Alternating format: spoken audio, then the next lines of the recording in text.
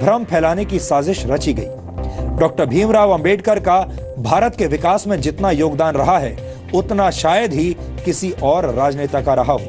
एक अर्थशास्त्री, समाजशास्त्री, शिक्षाविद और कानून के जानकार के तौर पर अंबेडकर ने आधुनिक भारत की नींव रखी थी और देश उनके इस योगदान को लेकर आज भी जागरूक नहीं है।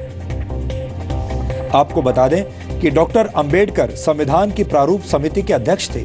उन पर आधुनिक भारत का संविधान बनाने की जिम्मेदारी थी और उन्होंने ऐसे संविधान की रचना की जिसकी नजरों में सभी नागरिक एक समान हो, जो धर्मनिरपेक्ष हो और जिस पर देश के सभी नागरिक विश्वास करें। एक तरह से भीमराव अंबेडकर ने आजाद भारत के डीएनए की रचना की थी। इसके अलावा डॉक्टर अंबेडकर की प्रेरणा से ही भारत के फाइनेंस कमीशन यानी वित्त आयोग की स्थापना हुई थी। डॉक्टर अंबेडकर के आइडियाज से ही भारत के केंद्रीय बैंक की स्थापना हुई, जिसे आज हम रिजर्व बैंक ऑफ इंडिया के नाम से जानते हैं। दामोदर घाटी परियोजना, हीराकुंड परियोजना और सोन नदी परियोजना को स्थापित करने में डॉक्टर अंबेडकर ने बड़ी भूमिका निभाई थी। भारत में एम्प्लॉयमेंट एक्सचेंजेस की स्थापना भी डॉक्टर अंबेडकर के विचारों की वजह से ही हुई थी। भारत में पानी और बिजली के ग्रिड सिस्टम की स्थापना में भी डॉक्टर अंबेडकर का अहम योगदान माना जाता है। भारत को एक स्वतंत्र चुनाव आयोग भी डॉक्टर भीमराव अंबेडकर की ही देन है। ये वो योगदान है जिन्हें आजादी के बाद की तमाम सरकारों ने हमेशा ही अनदेखा किया है। यानी योजनाएं और विचार अंबेडकर के थे, लेकिन उनका श्रेय दूसरे नेताओं ने लूटा। यहां हम आपको भारत के पहले प्रधानमंत्री पंडित जवाहरलाल नेहरू और डॉक्टर भीमराव अंबेडकर के बीच चले राजनीतिक शीत युद्ध यानी पॉलिटिकल कोल्ड वॉर के कुछ उदाहरण भी बताना चाहते हैं। डॉक्टर अंबेडकर जवाहरलाल नेहरू की सरकार में प्लानिंग का मंत्रालय चाहते थे, लेकिन नेहरू ने अंबेडकर को सिर्फ कानून मंत्रालय दिया, प्लानिंग मंत्रालय नहीं दिया।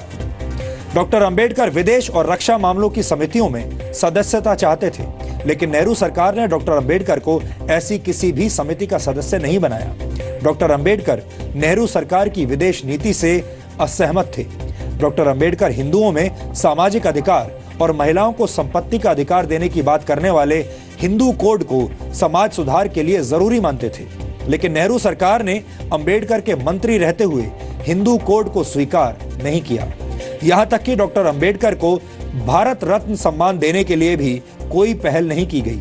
उनकी मौत के 34 वर्षों के बाद 1990 में वीपी सिंह सरकार ने उन्हें भारत रत्न से सम्मानित किया, जबकि कांग्रेस ने डॉक्टर अंबेडकर को भारत रत्न से सम्मानित करने के लिए कोई कदम नहीं उठाया। अब आप समझ गए होंगे कि बाबा साहेब डॉक्टर भीमराव अंबेडकर से जुड़ी तमाम सच्चाइयों को हमसे और आपसे कैसे दूर रखा गया है। इन सच्चाइयों को जानना और समझना आधुनिक भारत के निर्माण के लिए बहुत जरूरी है। डॉक्टर अंबेडकर को जातियों की सीमा में बांधना और उन्हें सिर्फ दलितों के मसीहा के तौर पर पेश किया जाना उनके साथ बहुत बड़ा अन्याय होगा। इसीलिए आज हम डॉक्टर अंबेडकर के मूल विचारों को आपके लिए डिकोड कर रहे हैं।